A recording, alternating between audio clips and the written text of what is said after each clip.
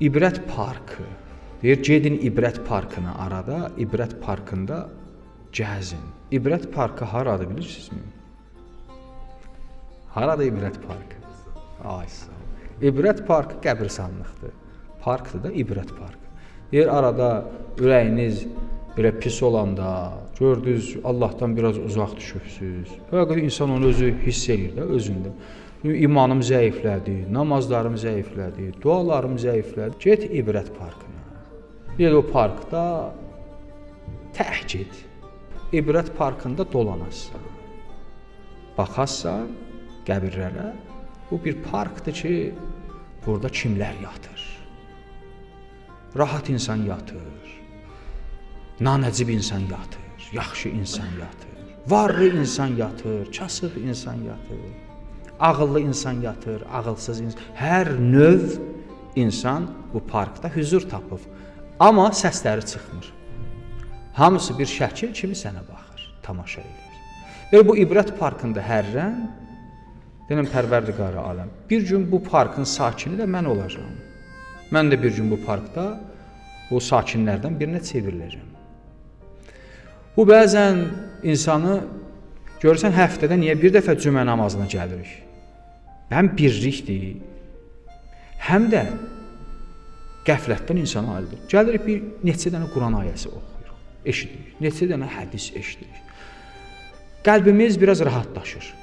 Biraz da buradan çıxırsan, gəlsən İbrət parkında hərrənirsən. Bu həftə nə oldu? Gözəl.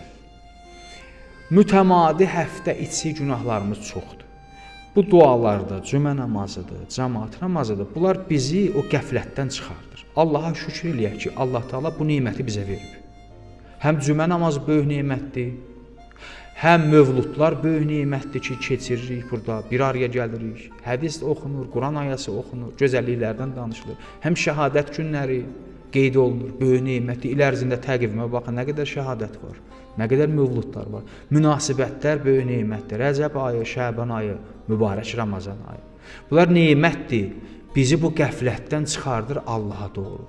Yenə bunların içində bəzən görürsən, biz məyus oluruq. Və yaxud bizdə bir çaşqınçılıq yaranır. Bir insan öz stabilliyini itirir. Bir stabilliyini itirdin, İbrət parkında qədəm vur. İnşallah o İbrət parkında vurduğun qədəmlər sənin dünyan üçün bir xeyri. İnsanda məyusluq yaratmır. Əksinə insanda ibadətə qarşı daha çox meyl yaradır. Çünki mən gərək əbd olam. Hər şey bitəcək bir gün. Bu gün yəni zarafat deyil. Mən öz-özümə yalan danışmıram. Bu həqiqətdir. Bunu mən görürəm. Hər gün o qara tabutda kimlər gedib? Biz də minəcəyik bura.